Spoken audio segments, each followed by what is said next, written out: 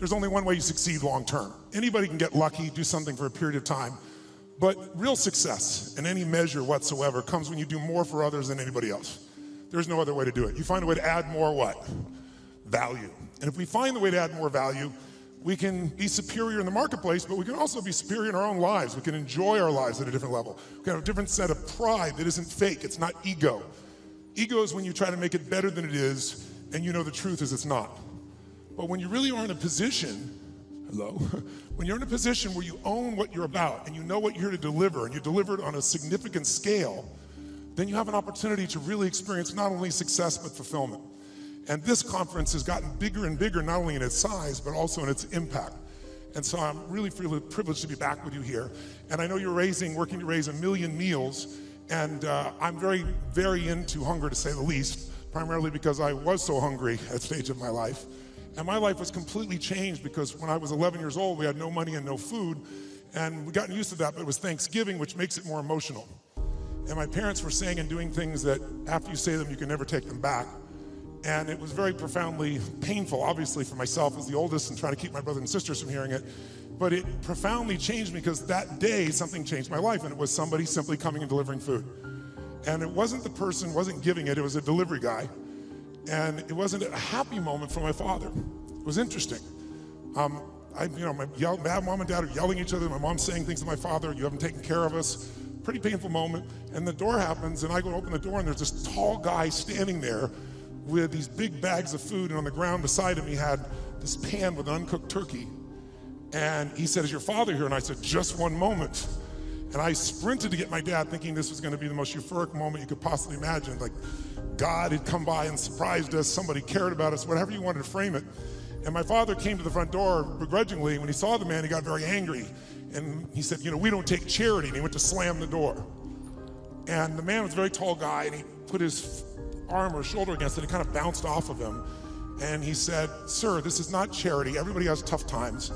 And somebody knows you're in need, and they want you to have a beautiful Thanksgiving. Please accept this gift. My father got even more intense and started saying, I don't accept charity. And this time the man put his foot there and it bounced off of it. And then he said something to my father that I thought my father would hit him. He looked at my father and said, he looked at me in the background and said, don't let your family suffer because of your ego. It was intense words to say. My father didn't know what to do. He grabbed the food, he slammed it down and slammed the door. And I tell you the story because everything in our life is controlled by 3 decisions. And those 3 decisions I'd like you to look at today because I really want to deliver for you. I didn't come here to do a speech. I love Mark dearly. I really want to serve you, and you all are giving the greatest gift you have, your time. You can get your money back, but you can't get your time back. And so I really want to serve you. And I think one of the most powerful things we could do to serve you is have you become clear of what the controlling force is that's controlling the quality of your life. And you and I both know it's not the amount of money in your pocket. It's not who you know. It's not even what you've been through. It's really the decisions you make moment to moment about a couple of different things. And the 3 decisions I made in that moment that I'd like to pull your attention to just real quick are, in this moment you're making these 3 decisions, by the way. The first one is, what are you going to focus on?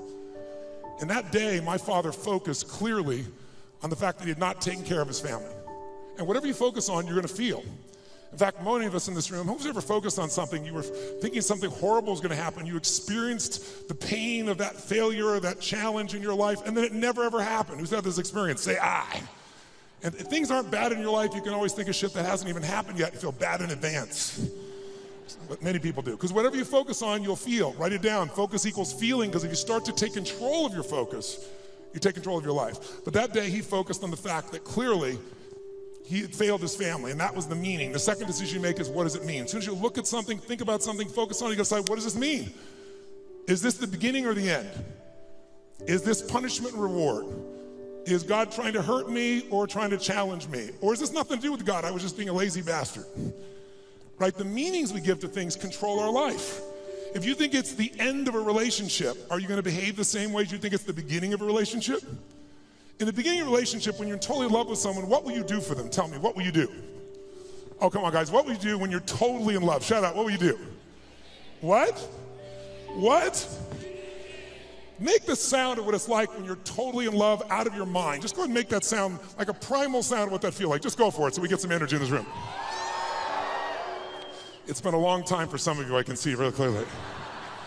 let's try this time. How about totally in love and passionately desiring this person? Like you can't wait to touch them, make love to them, be with them. Make the sound of what that would be like. Go ahead, nice and loud, go ahead. So when you have the meaning that this is the beginning of the relationship and this person's the most incredible thing and you will do what for them? What will you do? Anything. What if you were that way with your client?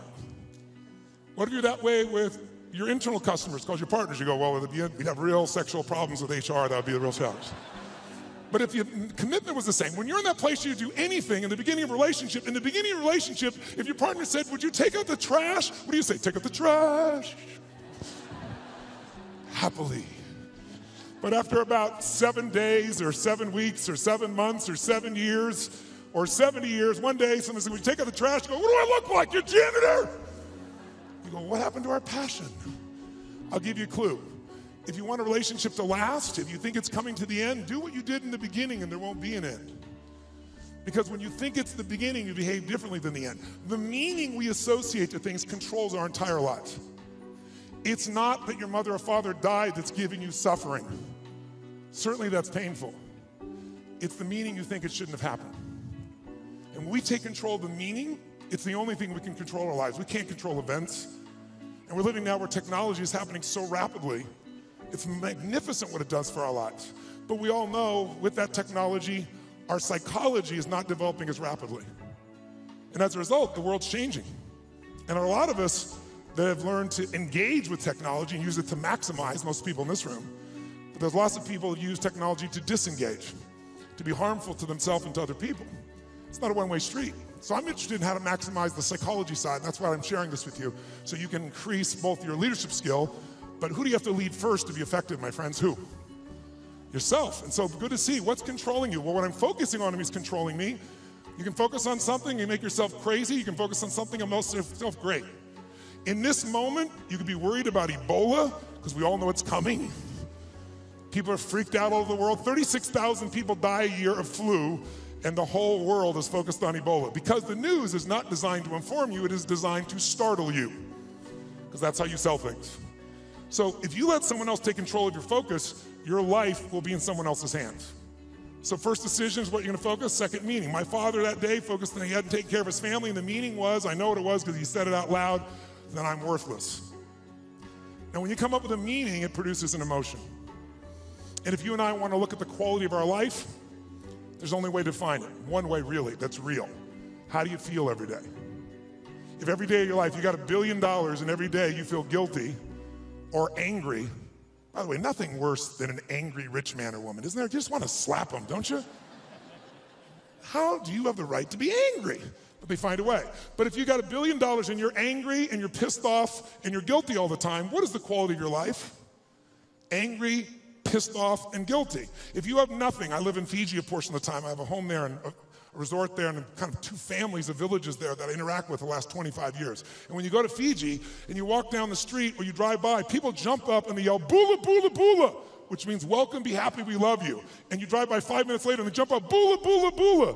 And you're going like, what drugs are they taking? No one's paying them. But they're so happy. They're in such a different state. They've learned to focus on something else and come up with a different meaning for life. But if the meaning is it's the end, if the meaning is that you're dissing me, if the meaning is you don't care, whatever meaning we come up with, that affects the third decision, which is what am I gonna do?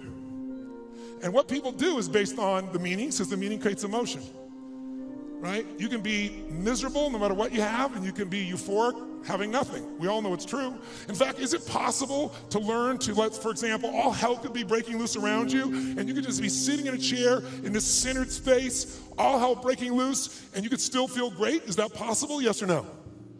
Yes or no? Sure, but you and I live in a Western culture. Well, if you sit and bliss out, people come and take your furniture. So we have to be good at not only controlling the internal world, but our external world. And that's shaped by what we do. And what people do is based on their emotions and also their role models. So I thank you, Mark, and I thank all of you that are role models for people, where you show people that success does not mean taking, that success can mean truly growing and giving. That money, resources, and opportunity are things to be shared. They're things that are tools for a quality of life that you're able to enhance for people and for yourself and your family. Pretty beautiful thing. My father that day decided what to do was, if I failed and I've been worthless to my family, I must leave. And he did. And to me, it was the worst day of my life. I'll never forget it. I loved him more than anything. I had 4 fathers. He's the one I finally got attached to. I was like, Mom, I'm confused. But then finally, years later, I got the benefit of it because out of all those experiences and all that pain, that day I made 3 different decisions. First decision is I just decided to focus on something different than him, and that's the power we have. We get to decide what to focus on, and my decision number 1 is I want to focus on the fact there's food. What a concept. Pretty cool. But the most powerful thing to change my life was meaning. I said, what does this mean? Because my father had always said, my mother had always said, nobody gives a shit. Nobody cares. Don't care about anybody, they don't care about you. And that day I had physical evidence. Those you bringing food, I want you to know that's not just food. That's called love for someone. That's called hope for someone. That's called surprise for someone. And that day for me, I went, strangers care. And so I started caring about strangers. And I decided someday I'm gonna do the same. So when I was 17, I fed 2 families. It was like one of the most incredible experiences of my life. I went to the grocery store, I was all excited, saved up all my money, went to the manager and said, I want to feed 2 families, this is what I'm doing, it's not for me, give me a discount. And he gave me 10%, and I thought, cheap bastard. But I went out and I delivered this food, and ironically, I called this church, and I asked in the barrio, a particular place, where are some families in need? They gave me 2 names. I put on t-shirt and jeans. I wasn't going to be acknowledged. I also didn't want someone to be insulted because I saw what happened to my father. And I wrote a note, said, this is a note from a friend. And I said, I just want you to know, we know you're having difficult times, everyone does at times. And I want you to have a beautiful Thanksgiving, and please feel loved, take care of your family, and someday, if you can, do well enough to do this for one other family and pass it on. But love a friend. And I had it written in Spanish as well. And I'll never forget, first place I pull up, this rotten old van, stick shift van, that I borrowed from a buddy of mine, with all these bags of food. And I went into this place and got out, pulled up this little tiny building, really tiny, knocked on the door, and when I knocked on the door, this little woman opened the door. It was probably half my size, which is not hard. I'm 6'7", so she's like 5'2", and she looked up at me like this, and she saw the groceries, and she screamed. And she started grabbing my head and pulled it down and kissed me. I was like, no, no, no, delivery boy, delivery boy. And she goes, no, God gift, God gift, God gift.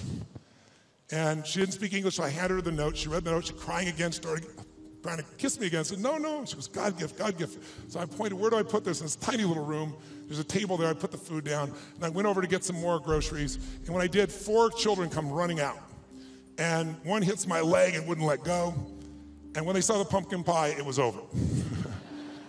And it was one of the most emotional experiences of my life because, first of all, this little boy just wouldn't let go. And I delivered this food, and this woman was crying and smiling. And I stayed there just to take it in for a few minutes, seeing them all. It was like going back in time. And then as I went to go leave, I couldn't speak Spanish, and she was like trying to say something in Spanish. I didn't know what to say, and it was Thanksgiving, so I said, Feliz Navidad. It's like, I heard the song, okay? And she laughed and laughed. She's crying and laughing. One of the more beautiful experiences of life, isn't it? When you can have both those experiences in your body simultaneously. And I remember I got in the van, and all the 4 kids were sitting on the bench here, and she's standing there waving, and I pulled in, going in reverse, and I looked in the mirror, and as I looked in the mirror, I saw these kids there, and I saw Mom crying and smiling still, and then I lost it. I started crying uncontrollably. And I'm like trying to put the thing in gear, through tears come through my eyes, and I thought to myself, what? I mean, this is a beautiful thing, why am I crying? And then I realized what a gift that day was. I realized that my worst day of my life was my best day. And my goal for you, if you don't already have it, my guess is you've already done it, knowing where you are in your world today, but maybe your second worst day, it's time to make a best day. Because out of every tragedy, out of every pain, it only gets healed when we find a deeper meaning, when we find there's a higher purpose in it. And I realized I wouldn't have been there that day. I wouldn't have that hunger to help somebody else if I hadn't had the hunger in my own soul at one point missing. So it's very personal to me. And I want to thank all of you that made the contributions. And I told Mark, and I've announced that I'm going to match the 1 million meals if you hit it. And I'm sure as hell expecting that you will. And so we'll get 2 million. And when I told that, then Mark said, I'll match that. Like these lead to nights like this, lead to love like ours. You like the song. So Mark's matched it. So if you do the 1 million, we're going to do 3 million here. So that's the way to play the game, I think, just raise the game together. And so I'm excited about what that possibility is. And I'm personally also, November 18th, I'm gonna feed 50 million people. I've fed 42 million in my life. And the reason I tell you this, and I'll get off the soapbox, but I want you to just think about what's gonna create meaning for you. Because money by itself won't do it. But impact will. And impact can be with your own child, spending more time with it. It doesn't have to be anything to do with contribution in any other way. You can contribute to your own family. But contribution is what makes us feel fully alive. And I'm doing that because, I don't know if you're aware of it, but a year ago, last summer, Congress cut the budget for what was traditionally called food stamps by $8.7 billion. By the way, $8.7 billion is the equivalent of every family they support going without food for 1 week a month for 12 months out of the year. And all the nonprofits are trying to support that. So I'm partnering with Feeding America, and I started writing this book, and I thought, I'm gonna donate all the profits of the book. I'll feed 10 million people. And then I was like, that's not enough. And I thought, well, I'll get matching donations, and I'll raise the bar, I'll get 20 million. And as time has gone by, I finally decided I'm gonna do 50 million myself, and I'm looking to raise 100 million, and that's in addition to the million I'm doing here. That's not part of it. So if you want to help, you're welcome to, and Feeding America is my partner, and we're working for matching funds to get to 100 million people. I'm already to 67 million just with some friends of mine before we even launch it. But it's a goal, and it's, why do we do it? I don't ask you to do it because it's a heavy or something. I do it because you can. Do it because it's fun. Do it because research shows that when it comes to money, buying things will never make you happy. Never. Doesn't mean you shouldn't have some nice things. I have some nice things, I'm sure you do too. But it's not gonna give you happiness. Buying experiences can make you happy, by the way. People who say money doesn't matter, they don't know where to shop. Because there's some experiences you can buy that are extraordinary. Who's got some experiences, some trips, some things you've done with family or friends that will live with you for years? Who knows what I'm talking about here, right? Those things, that money can be a really valuable tool there. If you can find enough add value and have money and do those experiences, how cool. I'll tell you what else money research shows will do. People always say money doesn't matter once you get to a certain level. No, it matters. You can spend $5 a month and have more emotional juice, and it can be measured all the way down into your saliva by hormonal changes. You want to use money, not let money use you. And so another thing that'll do it is getting rid of drudgeries. Who here loves to pay for shit you don't want to do? Right? Cleaning the toilet. Who likes to have someone else be able to do that if at all possible, right? Because once you do that, those drudgeries are gone. What do you get to do? You have time, and with time, you can spend more time with your passions, the things that matter for you that you can do in the world, that share in the world. And the third thing that gives people the most enjoyment out of money, just so you know, is actually giving it away. And nobody believes that until you do it. Now, if you don't give a dime out of a dollar, you're not going to give 100 million out of a billion ever. Don't kid yourself. So the place is to start wherever we are. And if you do, I think you can find there's enormous enjoyment in that process. And I think you'll also find that if there's somebody you love, you do something for, it's even more. So that's why I'm here. And I want to now make sure in the time that you're here, let's kick this in gear and let's talk about 3 things that can truly change the quality of your life. Number 1, first of all, if you make new decisions about the focus on, try this just for a moment. Just for a second, take a deep breath in. Exhale and give it a moan. That was really pathetic. Let's try that again. Deep breath in, then make it a sexual moan and thoroughly enjoy it. Oh, that was much longer and deeper. I like that. That was good.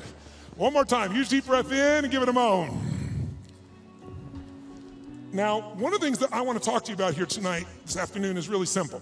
And that is, everyone here is in business, and there's a problem that all businesses have. We're in the most competitive environment we've ever been in. We went from, 500 million people being online to a couple billion people being online. And in the next 4 years, they're saying we're going to have 3 billion more online. That means this entire world is a bigger market. If you're the person that adds more value, it also means you're going to have more competitors than you've ever seen in your life. How many think the economic world that we're in today is going to stay the way it is? Raise your hand. Okay, one man on drugs, there's always one. Okay. How many think that the economic environment's going to go through seasons? We're going to have some more ups and downs as we adjust to what's happening in the world here. Say I. Well, then if we know that, our goal, you and I as leaders, should be to anticipate that. In fact, everyone in this room is a leader of something, whether you're the leader of a company or whether you're a leader of a department or whether you're a parent or hopefully you're a leader, not a follower. If you're a leader, you've got to exercise that skill. And so I want to talk to you about that and one of the most important skills at that. But most people don't exercise that leadership because they're dropping behind in their skill sets. And I'll give you an example of what I mean. How many of you in this room, I want an honest answer, and I'd like you to yell the answer, raise your hand if you would, please. How many of you in this room have ever experienced the absolute total humiliation of playing a video game against a child? Scream I if you've done this experience. Oh, come on, let me hear you. What happens when you play the child? Who always wins? Come on, who wins? Always. Why? Is it because they're faster? Is it they're smarter? They're younger? Their neurons are functioning at a quicker tempo? Here's how it usually works. You're a mother or father, you're an uncle or an aunt, you're a grandfather or grandmother, you're a friend of the family, you're looking for a gift. We live in a tech world, in a world where today children play with an iPad and learn how to use it before they know how to tie their shoes. How different is that world? I was with Mark yesterday with his daughter for her 6-year-old birthday, and we're talking about things, and she's got these Legos, and a friend of ours says, oh, my 6-year-old goes on the iPad, searches on YouTube for videos on how to build cool stuff using Legos, and starts to study how to build all these structures. That's the world we're in that our kids are in at 6 years old. And imagine what else they're searching for and finding at 6 years old. It's a wild, wild world. So here we are with this technology, and most of us are not seeing what it's doing for us. So you sit down with this child who's high tech, you're not. Even the techies in this room aren't usually as gamers. I know there are plenty of gamers in the room, but there's plenty not. And then what does the child do? The child says, oh, come on. You go, look, I'm not good at this. This is for you. Come on, uncle. Come on, auntie. Come on, mom. Come on, dad. It's my birthday. It's Christmas. They use the guilt approach, don't they? And what do you find? You finally break down. Okay. Now you should know you're being set up when they go, you go first. Right? And they go, look, it's really simple. You just shoot. You just shoot these guys and it all drops down. And you think, okay, I'm going to show this little bastard I can do a thing or two here, right? Take out the gun, you're and you're dead in 2.3 seconds. Whose experience is? Say I. Now what happens to the child? And about 45 minutes later, you get your second turn. Am I right? And then you're really pissed. You're dedicated. You're devoted. You're focused. You're going to take this thing out. You last 4 seconds and you're dead. Out of the side of the head. The kid. 45 minutes again. Who's had this experience? Say I. Why does the child always win? Is it because they're faster? Is it because they're smarter? Is it because they're stronger? No, it's because they played this game before. As a result, they have the secret to success. They know the road ahead. And if you know the road ahead, you have an incredible power called anticipation. Anticipation is the ultimate advantage. See, winners, leaders anticipate, losers react. The reason you get beat is you don't know where things are happening, so you're reacting. Reaction is always stressful. And yet so much of our life is predictable if we just were to study it, not be caught up in our day-to-day. It's predictable the challenges you're gonna have in your relationships, or with your kids, or with your body, or with your job, or with your economics, or with your mother-in-law or father-in-law. These are predictable. And if you were to anticipate these things and put a strategy in place, you could take it all out and have the quality of life that you deserve. In business, it's everything. Those that anticipate, those that lead, and then there's those that follow. The followers are the reactionaries. So the more we can anticipate, and you can't anticipate and lead unless you first learn how to lead yourself at a different level. And so I'd love to have you just see that if you and I can start to take control of our focus, and we can start to control the meaning of our lives and make something really that meaning that empowers us, because look, what's wrong is always available, isn't it? There's always an Ebola, a bird flu. There's always something that's gonna kill the entire human race tomorrow on TV. And then there's your life. What's wrong is always available, and so is what's right. And you have to take control of that focus, because otherwise you become the follower and you get to live your life. Even though you're a smart person, we're all smart, but it's easy to get led astray by everybody else's focus, isn't it? And then all of a sudden let them create the meaning for us. And then all of a sudden we're settling for a life far less than what we desire or deserve. So my approach is really simple. My approach is to say, let's you and I, just for a few little time we have here, and by the way, this to me is a little time, a couple hours, 2.5 hours, I guess, at this stage. Because kind of the minimum length of seminar I do is 50 hours, 50. And you go, are you kidding me? I don't like to hear myself talk. I like to see people do things so often they build muscle, not just thoughts. And so one thing I'm gonna ask you to do in a few minutes is we're gonna go from this passive mode that you're in right now into full engagement. Because if you get fully engaged, it's amazing what you can accomplish and do. When you're partially engaged, you get a little bit of result. When you're disengaged, we all know what you get, nothing. And we live in a society where most of us are so overwhelmed. There's so much information. We're not having any problem with information. We're drowning in information, but we're starving for wisdom. And so we gotta separate it out. And so one way to separate it out is I'd like to talk to you about 3 things that can help you increase your performance and your life. Because what I'm obsessed by and have been for 37 years is what can increase performance for an individual or an organization. But also I'm equally obsessed about what's gonna make somebody fulfilled. Because who's had this horrible experience? Who here has ever achieved your goal and then your brain said, is this all there is? Who's had this experience here? Say I. And that's worse than failing. At least when you fail, your brain can say, I can figure this out and do it again a new way. But when you succeed and you're miserable, you're basically technically screwed. So what I want to make sure that you and I do is we set ourselves up to be able to win. So there's 3 things I'd like to walk you through. 1, I'd like to walk you through how to the competitive edge that's going to get you both the performance you want at the highest level and also the fulfillment you want. Because if you want to know my view, I can tell you there's 2 master lessons in life. Lesson 1 is the science of achievement. If you want an extraordinary life, if you want a magnificent life, which by my definition has nothing to do with me, it's life on your terms. Some of you, what's an extraordinary life? It's having a cool little company. For some of you, it's having a big billion-dollar company. For some of you, it's not a company, it's 3 wonderful children that you totally love and adore and spend time with. For some of you, it's poetry. For some of you, it's making a difference in the environment. It's different for all of us. It's life on your terms.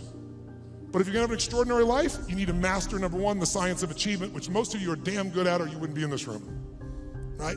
You know how to go from where you are, have a vision, make it real. Speeding that up, that's my business. And when Mark talked about it, he actually showed me the other day, we were together a couple days ago, and he showed me the very first day he did his V2 Mom, which is really a simple way of saying, what do you really want? What's your vision? Your values is, why do you want it? And walking through the obstacles and the solutions and strategies to get where you want to go. And he showed me on the back of an American Express bill where they designed on the very first day, Salesforce. And there you see that day where he engaged. He engaged in his vision instead of settling for a life that someone else had designed. He had a great life, extraordinary life. Top guy at Oracle, working for one of the most brilliant people on the face of the earth. Can you imagine how hard it would be to leave there and start something from scratch? But he had something larger that he wanted. So how do you do that? How do you get yourself there? You gotta understand the science of achievement. But I know so many people I get the call from, most successful in the world, business person, politician, leader of some sort, economic leader, financial trader, and they call me up and they want me to change something in their business, but I know what they really want. They really want to find fulfillment still. Because success without fulfillment is the ultimate failure. Who's with me on this? Right? You make everybody else feel great. I mean, it's a horrible example. I hate it, but we all know an extraordinary spirit that took his own life just recently, probably lit up more human beings than almost anybody alive when it comes to humor and joy.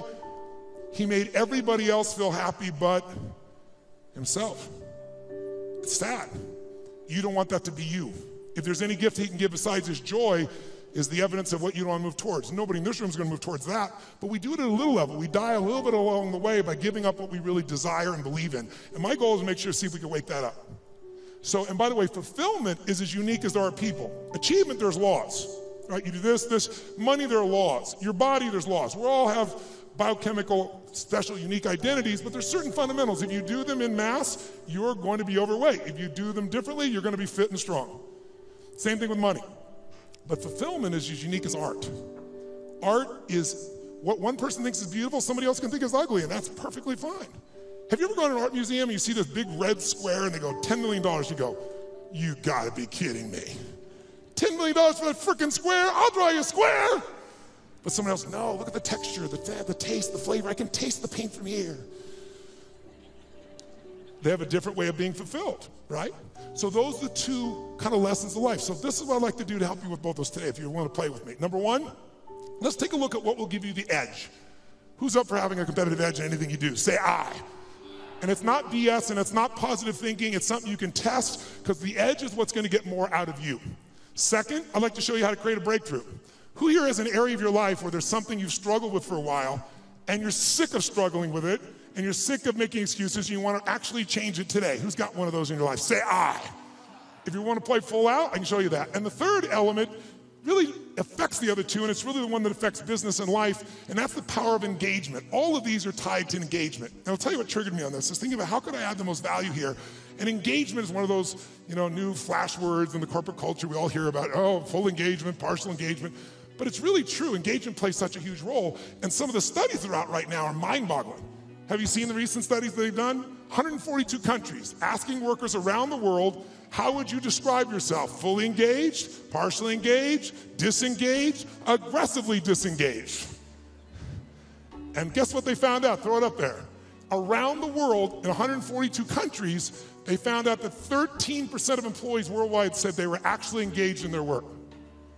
Now, for us in this room, you'd say that's absurd, there's something wrong with the survey.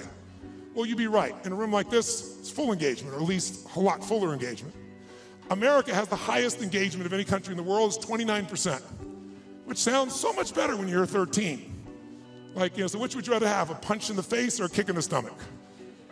But let's flip that around and say, what does that really mean? It means 71% of people are disengaged at work in the richest, most powerful, most influential country in the world. It's mind-boggling. Now, if it was only one study, you'd say, oh, it was a partial, but you can see study after study coming up with similar numbers, slightly off, but pretty much the same ratios. Now, here's what's really interesting. Of those 71%, there's a group in there, about 24% of them, that are actively disengaged. You know what that means? That means they hate what they do and they hate you. Now, this is pretty important, isn't it? They hate what they do, they hate you, and they will actively work to disempower the organization. Who has ever bumped into one of these humans? Raise your hand, say I. Okay, so when you bump into these humans, it's not usually a pleasant experience, and we all know they're out there. And by the way, how much damage can they do in a world that has, social media everywhere where good news travels fast and bad news travels faster, and people don't care what the truth is afterwards. It's a cool story, it makes it go. So this is an area that if you're gonna change your business, you gotta make a difference. So here's what I'm looking at. What makes the difference in people? What makes the difference in an organization?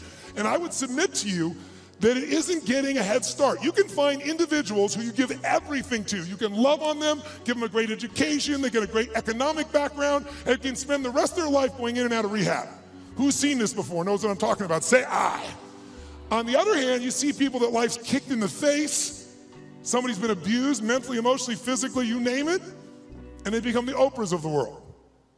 So it's certainly not, advantage does not come because you were given something. And by the way, in business, advantage doesn't come because you have most resources. Companies with most resources don't win. The most resourceful companies win. The most resourceful companies are the ones where employees are the most engaged. And it's statistically proven. You look around and you say, who had the lead? Well, before YouTube, there was Vimeo. They had a year jump.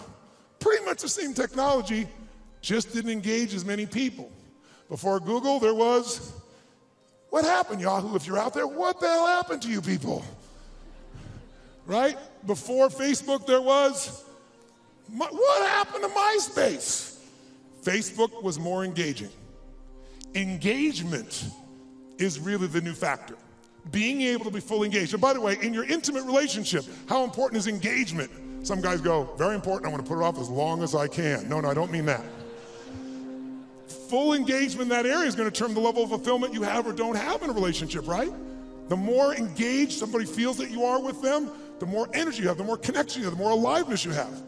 So part of what I'd like to kind of experiment with here is kind of discover what creates engagement for real with you, what creates disengagement, because these are huge factors. Because if you understand what they are, your level of performance, your level of results, your level of leadership, your level of joy will change very, very radically. Who's with me that engagement is not just a term, but something that can make a difference in your body? Let me see a show of hands, say I. Now, I'm asking for your hand raised for some engagement. Because here's what research shows. If you listen to me passively as I'm talking here, guess what? Within a month, if you just listen, sit passively, which most of you are doing, and there's nothing wrong with it, it's what you've been doing your whole life, what you've been taught to do, you'll remember about 10% of what I say 2 months from now, which basically means you wasted your time today and I wasted mine. 10%. How many came here because you want to learn something, do something, change something, make something stronger or better? Say I. If that's true, then if all you do is take notes, which I don't see anyone barely doing, thank you very much, a few of you. I stand corrected. Then nudge the people on either side. What's wrong with you, bitch? Come on, where's the notes? Right? Because I don't know anybody who's got that great a memory. In my entire life, I've kept journals. Because here's what I learned early on. Writing it down, if I never look back and read it again, the physical act of writing it down drives the grooves deeper. Repetition is the mother of skill. You look at anyone who's masterful, why are they masterful? Why can LeBron James do what he can do? Because he's done it a few million times, right? You know, Kobe will go out and make 300 shots before he will leave that floor every day. 300 shots. The same freaking activity. Most people in tech world, oh, I heard that story, I know that thing, oh yeah. If you're not doing it, you don't know shit. You understand. And understanding in $3 will almost get you a Starbucks. If you're gonna master something, you need to get the repetition where you get it in your body and you bring emotion to it, and enough motion, enough repetition, it gets in your body, and now it becomes physical mastery where you don't think about it and you just do it. Mastery is tying your shoes. Most of you can do this, chew on some gum, send a text simultaneously. Not some people leave their tongue out while they're doing it, but you get the idea. If you do something enough, and you're confident enough, you're certain enough, it's in your body, that's mastery. So I'd like to see if we couldn't get to a different level of mastery in this, and what I'm gonna ask you to do is, by the way, if you listen and take notes, just write those notes down or you type them in, whatever you do. Research shows you'll retain about 40 to 50% of what's been said. For the future, I'd highly engage or encourage you to do that. Now might be a good time. And then the third most powerful one is if you physically engage your body. If you ask you a question, yell back the answer, or in a few minutes, I'm gonna ask you to actively engage in a different level, engage with each other, do some crazy things you wouldn't normally do. What that does, it brings up engagement, 80, 90% retention, because now it's not just a thought or a right, it's a feeling in your body as well. And if you do that, you're gonna retain it. Who's up for doing more and holding on to more? Say I. Then to do that, I'm gonna ask a couple things. One is if I ask you a question, please yell out the answer. You're already doing that, you're being very kind, but don't be kind anymore. Do it with more passion and intensity. Because I'm not gonna ask you questions you don't know the answer to, because I want you to feel good about yourself. But if you yell out the answer, you'll activate your body's nervous system. Make sense? And the more you activate, the more energy you'll have. We live in a passive society, and if we're gonna engage, by the way, the companies that engage, the companies that have records of 24 at the top 25% in the country, highest levels of engagement of employees, companies like Google, companies like Salesforce, companies like Apple, companies like Facebook. And by the way, guess what all the research shows? 22% more profitability, almost one for one. For every percentage of increased engagement, you almost get an increase in profitability. But I would argue you get that in your personal life as well. The more engaged you are, the more the other person will become engaged. You want to get somebody engaged? You get engaged. Think about it. Everyone in this room is a leader. What's our job to do as a leader? Our job is maximize resources, right? How do we take whatever resource and get more out of it? Ourselves, other people, our economics, our business, our technology. That's the job of a leader. But you can't maximize resources if you don't have full engagement. So I'd like to see if we could increase that. And so one simple way of doing that, increasing that engagement, is to start with us. Because by the way, are you gonna engage other people if you're not engaged? Yes or no? Yes or no? Are you gonna be able to touch other people if you're not touched? Are you gonna move other people if you're not moved? And so by the way, here's the problem. How many of you wake up, you have certain days you wake up and you think to yourself, today, I don't wanna talk to any people. Who in this room has days like this where you don't want to talk to anybody here? Say I. Oh, come on, say it with some energy, I. But as a professional, you got to do that most times. And if you fake it, do people feel it? So I want to show you some ways to change it. But here's the reward of engagement. If you can become a person to engage others, you will now become an extraordinary leader, not a mediocre or good one. As far as I'm concerned, good is the enemy of great, as corny as it sounds. So think about it. I'll give you an example of this book that I did. I did this book because back in 2008, I felt like I was back in my childhood. Everybody around me was suffering. And I hate suffering. Most of the skills I developed is because I want to take somebody else suffering and take them to a place where they have joy and aliveness and health and vitality and abundance or whatever I can do to help. And so I've got the guy that cuts my hair, my barber, is like, his kid can't go to college. He's lost half of what he's got to do. A billionaire client of mine is no longer a billionaire, and he's feeling equally bad, he thinks, but suffering is suffering in somebody's mind, right? And so I thought to myself, something's got to be done. And like most of us, somebody's going to do something. In 2010, when things actually got worse and the system wasn't changed, I started reading everything I could read, started watching everything I could watch, and I watched a documentary called Inside Job. Anybody here see Inside Job? If you didn't see it, it was Matt Damon did the documentary on it, and it won the Academy Award. And it actually walked through systematically and showed how the entire world economic experience, our entire economy as a world, was almost destroyed by a few people, and they identified who they were, how they did it, they documented it all, and then they showed what happened to them. And what happened to them, does anybody know?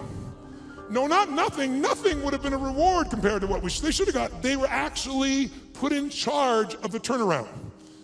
And they were given your money and mine. We were taxed so they could put their money back where it belonged. So at the end of this film, depending upon your personality, if you haven't seen it, I should warn you, you'll have one or two reactions. You'll either be very depressed or very pissed. I was on the piss side. I was so angry, and I thought to myself, nothing's been done. This is insane. And something's got to be done. I thought, everybody says something can be done, but what can I do? And I thought, you know what? I've got access. For 21 years, most people think I'm a happy, bouncing around, positive thinking, screaming guy on an infomercial from 20 years ago, but I have continued to grow. Not taller, hopefully. But in all that time, for 21 years, I've coached Paul Tudor Jones, who's one of the top 10 financial traders in the history of the world. He's a man who's made more money than almost anyone on earth, along with George Soros and a few other names you may know. But Paul's really unique in that Paul found himself in a position that in 1987, when the stock market crashed, the largest percentage in a day still to this day, he made 20% when the whole world was losing everything. He made 200% that year for his clients. Just unbelievable. And then it was like the guy that walked on the moon. What do you do if you walk on the moon? You see that, you look at that incredible view of the earth. It's you seeing it's not a photograph. You come back to the earth, you shake the president's hand, you have a ticker tape parade. Now what do? And a lot of those astronauts, if you know the story, actually became depressed because they didn't have what I call a compelling future, something to look forward to. So Paul had a little fall back, and I was called in to turn him around. Came in and started studying everybody around him, figured out what it took to do it, and built a strategy to put him back in state. He's been successful and made money every year for 21 straight years. Every single year. There's no one in his class that's done that. No one. Pretty amazing. I was with him to give example. We were together back, if you remember, in the tech bubble of 2000. It blew up. Paul made money. Right by him, side by side, every single day. He's emailing me every single day. I'm talking in some ways, communicating, or I'm going to see him every 3 or 4 months to be there in person to make sure we keep tweaking the system. I'm not there to be a positive thinking coach. He doesn't need that crap. I'm a prepare for anything coach. How do we figure out the strategy? I've always been a strategist. I've never believed in positive thinking. I never told people you should go to your gym or go to your garden, better yet, and chant, there's no weeds, there's no weeds, there's no weeds, there's no weeds. I'm like, here's the weed, let's pull it out. That's what I do with him. 21 years. 21 years includes 9/11, and when the whole markets are blowing up, making money. 21 years includes everything we saw in the subprime crisis, making money. It includes when we all went through the dropping gold, those were associated to it not long ago. So I've been there with all those pieces, and I got a chance to learn from this guy side by side, and I've been able to contribute to him in a significant way. So I got access. So I decided I'm going to go find a way to interview the 50 most influential, financial, brilliant minds on the face of the earth. Not people you read on the internet, not people on television screaming at you what to buy and telling you to go to some mythical mutual fund that gives you 12% every year and it doesn't exist, but the real guys and the real ladies that do it. But how are you going to do that? How? I'm going to call up to Tony Robbins. I'd kind of like to come interview you. You're worth $27 billion, and I'd like your time. You have to engage people. So I'm going to show you some ways to do that. I'm going to tell you, when you can engage people, there is no limit to the resources you can access. If you want real wealth, wealth is access to resources. It doesn't have to own them all, just access to them all. You can do whatever you want, go wherever you want to go. That's real wealth. And you can do it if you can engage people. And engaging people is finding a way to meet their needs, not yours. If you meet their needs, your needs can be met as well. And it can be done in a way that has integrity and love and vision and creativity, and it can truly be a synergy. Now, I'll give you some examples of it just for 2 seconds, then we're going to do some things that engage this so you get the sense of its value. One of the first people I called on was Carl Icahn. Carl Icahn is a very gentle soul. He's a man who has a hard time expressing his true feelings about things. Who knows who Carl Icahn is? So you've got to hit censor. He's worth $27 billion. He has made more money. In fact, on the cover of Time magazine, they called him the master of the universe because Kiplinger did a little study and found out Warren Buffett is not the most profitable person you could have invested with. Carl Icahn is. In the last 14 years, you would have made 1,600% with Carl Icahn. 75% overall in the S&P with the ups and downs, right? Net, I'm talking about after inflation. If you had invested with him in 1968 in his company, you'd have an average return of 31% for all these decades, doubling your money every 2.6 years. If you're with Warren Buffett, you get a mere 20%. This is an amazing guy. He agrees to the interview. I use every tool I got. I get there, and the first thing he does is he throws out my camera crew. Nope, I don't want this camera crew. I don't want this. I don't want the lights. I don't want this. Like, well, dude, you agreed. I don't care. I changed my mind. Get him the hell out of here. I'm master of the frickin' universe, don't you understand? So I said, okay, no problem, let's do the audio. My audio team goes, no audio. I said, what am I supposed to do? He goes, you got a pen? Come on, you got 10 minutes. 10 minutes? All my interviews are supposed to be 45 minutes. The average one went 3 hours. How? Engagement. I figured out how to engage these people, and I found something inside of them that really wanted to give. Not to me, they got what the mission was to other people. And I got them telling me things nobody tells them. Jack Bogle, been in the business 63 years, showed up for 45 minutes, 4 hours later left his office. And afterwards he wrote a quote for it, and he said it was the most probing, most intense interview you had in 63 years. Provocative and probing is what he said. Now that says to me a pretty cool thing. That means I engaged him better than anyone in 63 years and got those answers, according to him, not according to me. Pretty cool. I went to a guy named Ray Dalio. How many know who Ray Dalio is in this room? Look how few people know Ray Dalio. Ray Dalio has been called the Da Vinci of investing. He's been called the Steve Jobs of investing, but most of you never hear of him because you couldn't access him in a million years. But if you're president of the United States, if you're head of the Fed, if you run China, you know who he is, and I'll tell you why. To work with Ray, first of all, for the last 23 years, he's made 21% per year compounded before fees. Through all those environments. Unbelievable. But here's all it takes to work with Ray. You need a $5 billion net worth, and $100 million is the initial investment, and that was 10 years ago, and now he won't take your money no matter how rich you are. You're talking to him, and he gets a phone call, and it's the Prime Minister of China who wants some coaching. A large hedge fund might be $15 billion. Ray's $160 billion. I got hold of Ray. Part of what happened with Ray was he'd been a fan of mine, it turned out, for about 20 years. But what I did, I spent 15 hours to be ready to engage him. 15 hours of total immersion so I could pitch and catch with him. So I didn't just talk, I could do it back. He wouldn't just throw the ball, I could throw it back to him. And guess what? At the end, he has built something over the years called his all-weather fund, which is designed to make money no matter what market you're in. You don't have to know the markets. He said, what if I die? Someday I will. How will my kids have money? How will my philanthropic areas have money? Here's what I'm gonna do. I'm gonna figure out why a balanced portfolio doesn't work in 2008 or 2000. And everything we've been taught about finance is wrong. And the Da Vinci of investing figured it out and has done it for himself for a decade and a half, and he tested it back to 1925, and it just makes money in any environment. So now his clients get to do it. Not the 1%, not the 0.01%. So I'm sitting down with Ray and I get him to explain how it works, and at the end, we're engaged 3 hours into it, and he tells me how this works. And I said, this is beautiful, but I'm doing this, so I'm not doing this for money, I'm giving all the money away. I want people to have answers. And you just got done saying the average person going to the wealth manager will never work. They can't possibly do it. They might be sincere, they might even put their money in the same place they put you, but how many gold medals have they won, he said. Those are the only people that win. There's only a few. It's a giant poker game with a few winners. So you just said they're not gonna win with anybody else. So I said, this is worthless without knowing the exact recipe. How much in this, how much in that, how much in this percentage, whether I got $1,000 or 20 million, 200 million. He goes, Tony, that's my secret sauce. That's what $5 billion and 100 million used to get you. I said, yeah, but you won't take anybody's money now. He said, yeah, and I said, you're giving away half your fortune with 14 billion. You're a giver. Help a guy out, give me the secret sauce. And he goes, it's really complex. I can't really just share it that way. I said, I know it's complex, but I'm a pretty smart guy and I'm good at simplifying. I believe complexity is the enemy of execution. That's what it is. You gotta make it so simple, people do it. Complexity is the enemy of execution. So I'll get it simple, you get it to me, I'll make it simple. He goes, well, it uses leverage. I said, give me one that doesn't leverage that anybody could do. They could do it with ETFs. He goes, well, I don't know what that's gonna look like. It won't be perfect. I said, your worst plan is gonna be better than anybody else's best plan.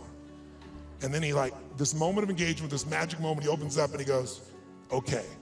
And I'm writing like crazy. I got the video camera going. I'm feeling this vibration in my body. I left so excited, knowing it was something special, but not knowing what it was. But that formula, I took it to Hightower, $30 billion asset company, and said, test this, 30 years, 40 years, 75 years, how's this done?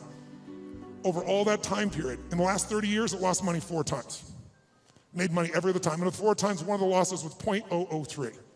So really, practically lost money 3 times. You know what the average loss was? 1.9%. But the average gain, just under 10, all in.